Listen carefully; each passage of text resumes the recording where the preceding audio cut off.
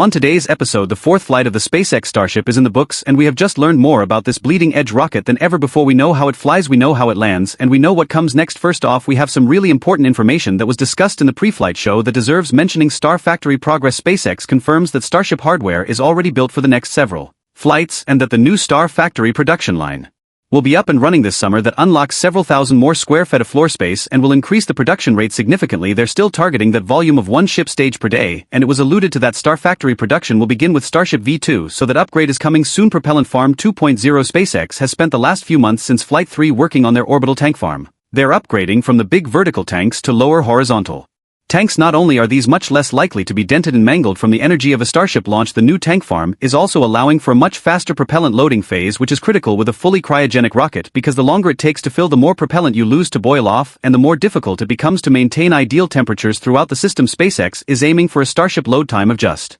40 minutes, and that's only 5 minutes more than the Falcon 9 with 10 times the amount of propellant. This is easy to overlook, but it's very important. Payload. The payload on Flight 4 is data. Something that the presenters on this live stream did a really good job of was managing expectations for Starship. Too many people want to jump ahead and start talking about payloads and deploying Starlink V2 and all of that stuff, but the fact is that the only thing these early Starship vehicles are designed to do is collect data. That's it. They're not functional rockets. Real operations will only come with Starship V2, and in the spirit of data collection, SpaceX admittedly went ahead and sabotaged their own heat shield. They removed 2 tiles from the engine skirt just outside of one of the vacuum raptors just to see what would happen, and they also placed one thinner test tile, which is being called an ablative secondary heat shield. Elon talked about this over the weekend. He says that these inner tiles will be used on Flight 5 as an underlying layer that backs up the primary shield, and these secondary tiles are an ablative material made from silicone and felt, meaning they cool by slowly disintegrating to expel heat. Elon also pointed out in an interview with Tim Dodd that the ship's primary heat shield tiles are made of ceramic, basically the same thing as a dinner plate, so it's going to take a lot of testing to find out just how susceptible they are to cracking and breaking, not just on a single reentry but on the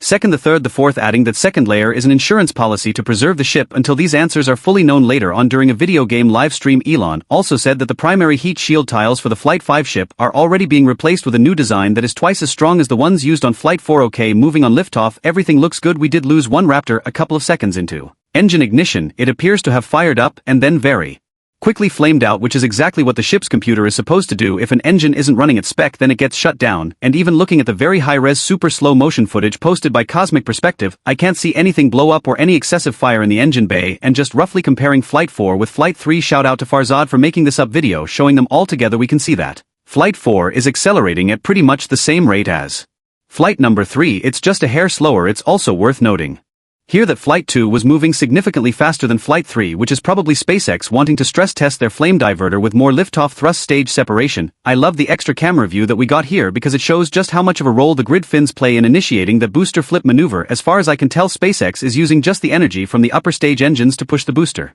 into its flip, which is super efficient, and it greatly reduces the need for the reaction control thrusters boost backburn. This is where it becomes clear just how much trouble the booster engines on Flight 3 were having. They started having a slow staggered shutdown at T+3 minutes 40 seconds. The middle ring engine starts shutting down one at a time, leaving 4 running for a moment, all on one side, until those all shut down together. Well, if you look at Flight 4, this had a quick symmetrical shutdown at 3 minutes and 47 seconds, then the center cluster of 3 continues to run for a nice gradual shutdown. It's possibly also worth noting that the Flight 3 booster slowed down a lot more during its boost back phase. Of the airspeed dropped to just about 300 km per hour before it started to freefall and accelerate again, but on Flight 4 the airspeed only dipped down to around 880 km/h, so probably running the engines at a lower thrust, and we can already see the process of SpaceX learning how to fly this rocket and manage the power of these Raptor engines. Interstage separation. This is a cool view watching the hot stage ring float away during free fall. The section was held onto the booster with the interstage clamps that were originally designed to hold the ship and the booster together, so that allows SpaceX to essentially dump the interstage ring once it served its purpose, and there's a good reason to do this. Weight reduction is key. This one ring is super chunky. It's built to withstand 3 rocket engine startups at point blank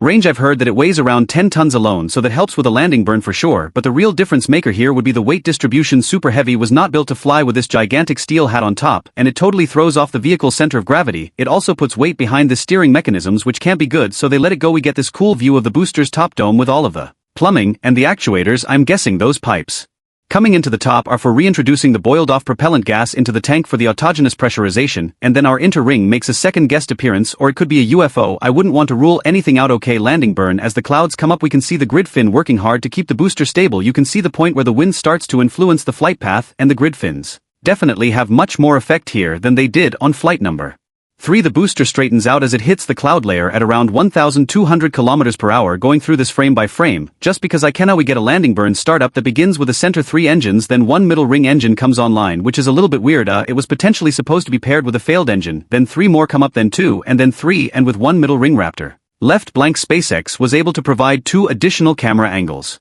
For us here we can see the booster from the air. As it initiates the landing burn we see the Raptor spin up that releases that big burst of gas, and then the engine ignition, and as we pass through the clouds we get a new camera angle from a floating buoy, and that gives us a pretty decent view of the explosion and fire in the engine bay just before splashdown. It doesn't seem to have had any negative effect on the landing procedure, but something definitely failed energetically inside the thrust section, so we know that there is still a lot to be learned about these Raptor engines. They are incredibly complex machines, and getting them started is a delicate dance under extremely high pressure. Energy wants to flow from high density to low density, so if the inlet pressure from the turbo pumps ever slows down even for a moment, all of that raging combustion can start moving up instead of down, and that's when things explode. Either way we got our successful water landing of the super heavy booster. It appears to have even hovered nice and stable for a second before engine shut off. You can see the excess methane gas burning off at the base of the rocket, and it makes a slow tip over into the sea. So fantastic work, judging from the relatively short distance between the buoy camera and the landing. The booster must have come down right where SpaceX intended it to. Now something that you might not have seen was the view back at Starbase, so at the same time that the booster was splashing down, the Mechazilla arms activated and closed just like a catch attempt, and even the water deluge system below the launch mount was reactivated for a short low-press burst. This also demonstrates that none of the ground hardware was damaged by the launch this time around. Elon has already said multiple times at this point that he wants to catch the booster on Flight 5, which is exactly what I want to see after the first few launches. I'm not particularly excited by the takeoff anymore. It's a big rocket, it's cool, but the tower catch, that is something totally unprecedented and unpredictable, and just so insane. So it's the only thing that can top the spectacle of the dual booster landing from the Falcon Heavy mission. As far as I'm concerned, over the weekend Elon said, I think Mechazilla has got a decent chance of catching the rocket. Probably, I don't know, 50%. He did clarify that a bit, though I don't think he means that the catch attempt has a 50/50th chance of being successful, because I don't know what the consequences of a booster crashing into the launch pad would be, but probably devastating for the ground systems I would assume. But I think Elon means there's a 50/50 chance of conditions being good to even attempt a catch attempt. This is the same thing that they do with the Falcon 9 when it comes in for a return to launch site. Elon said, quote, the booster will come back, it will have an impact point that's out to sea, so it'll have to steer itself towards the tower with the catch arms, and if the booster detects that anything's wrong it'll suicide itself into the ocean. If things are looking good it'll steer over to the tower, and the arm should be able to grab it. So even if Super Heavy is cleared for a tower catch on Flight 5, which Elon has also said is coming next month, it's just as likely to abort the landing as it is to go through with the attempt. Okay, let's cut to reentry again. Comparing to Flight 3, there's obviously a lot more control over the vehicle. Luckily, the problem with the ATUD control thrusters seems to have been an easy fix. We're also seeing a lot less debris floating around the ship. It was never really confirmed what all that stuff was, but I'm also noticing that on Flight 3 there were several missing heat shield tiles just in the camera's field of view alone, so there must have been several tiles that had fallen off on other areas of the hull. We're not seeing that on Flight 4, though everything looks pretty well stuck down for now, at least moving deeper into the atmosphere. Though Flight 4 has now outlasted Flight 3, the ship is continuing on a slow and controlled reentry path, and they're using the giant body and the displacement of the ship to help it fly on a very low angle through the atmosphere. This makes the reentry phase last longer, but it keeps the maximum temperature lower. The heat up here is not created by friction, it's a result of compression, so the harder you compress the gas the hotter it gets, so you don't want to bomb straight down. You want to ease in to manage your heat exposure. At T plus 4945 we get the call out for peak heating, and we can see the hot gas is building up underneath the front wing flap. There's a concentrated flow coming around the bottom near the hinge attachment. We know what happens next. Obviously that hot gas is desperately in search of a path of least resistance. It doesn't want to get pushed around the flap, it wants to go through the flap. At 5128 we get a call out that temperatures have stopped increasing, so at this point everything looks really good. We know that the hardware can stand up to the maximum temperature of reentry. Now it becomes a game of endurance. Not long after this we start to see sparking, which is not good. Starship doesn't have an ablative heat shield, so it's not supposed to lose anything during reentry, but the sparks are a visual indication that we are shedding material away. When they cut back to the flap view at 5343 we can already see the buildup of gas is gone from the bottom of the flap, and that's because it's found an entry point into the hinge mechanism. Tim Dodd was cool enough to release an interview clip that he did with Elon pre-flight where this exact issue was foreshadowed. Basically what Elon said was that there is a seal around the hinge that's supposed to prevent gas from coming through, but at the time he was trying to answer the question, does that seal work? It does not. That's not a super big deal though. For additional test flights in the short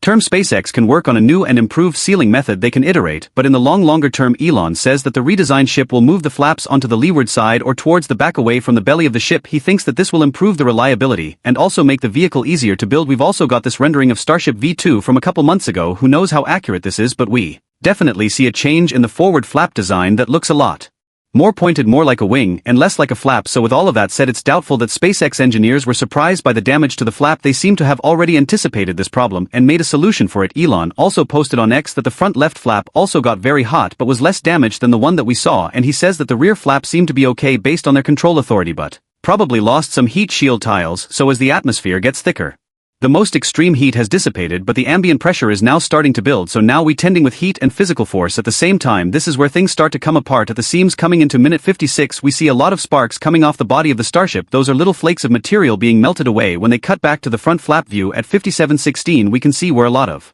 that debris is coming from. The hinge mechanism is definitely compromised, and the flap is being eaten away from the inside out by the heat and pressure of the atmosphere, and this goes on for several more minutes. We're all basically on the edge of our seat waiting for the entire ship to start spitting out of control and breaking apart. And shout out to the live stream hosts here. Oftentimes they just continue reading their script even when something is very obviously going wrong, like Starship Flight number 1. They were still telling us to prepare for stage separation as the vehicle was spinning around out of control, or on some streams they just go totally silent when a weird thing happens. But the SpaceX crew stuck with us and they improvised, and that was pretty cool. There wasn't really a lot to see after the camera lens got trashed by the debris field from the flap. Not that we really would have seen much anyway. The ship was landing on the night side of the Earth, coming down just west of Australia. We can still kind of get the outline of the flap. I don't know if that's from the residual heat or if there's fire burning somewhere on the body of the ship, or if the camera switched to an infrared view. Either way, we can see the flap moving, even though half of it is totally gone. The ship is now stable, and it's in its belly flop skydive position, and we're getting prepped for engine relight. This is a really important point that is largely getting overlooked. The engines restarted at 1 hour 5 minutes and 41 seconds. These Raptors had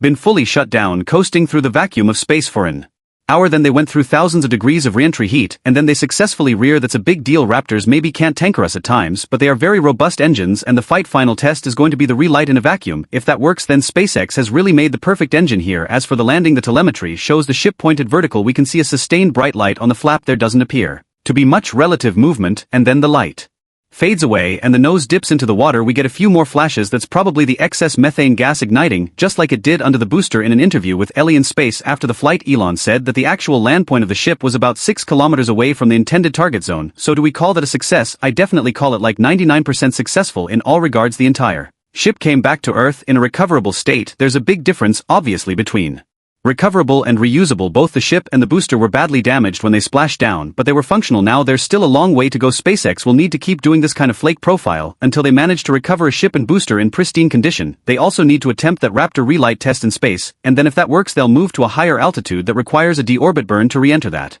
alone introduces a whole new range of unknown variables, and then they need to send Starship up there with a payload. Then they need to figure out how to deploy a payload, then orbital docking and propellant transfer, and flying to the moon and landing on the moon. There's still so much work that needs to be finished. What SpaceX has just done is confirmed that the fundamental idea of Starship does work. You can launch a gigantic rocket into space and bring it back down again. That is the hard part. That's the part that no one else has been brave enough to do before, so the rest of the job is massive, and it will not go smoothly, and there will be much more trial and error, plenty of error. This will all happen fast, but the final destination is still going to take a lot of time to arrive at. Anyway, the point here being that we have not even begun to see the most exciting moments that Starship has to offer. The best is yet to come.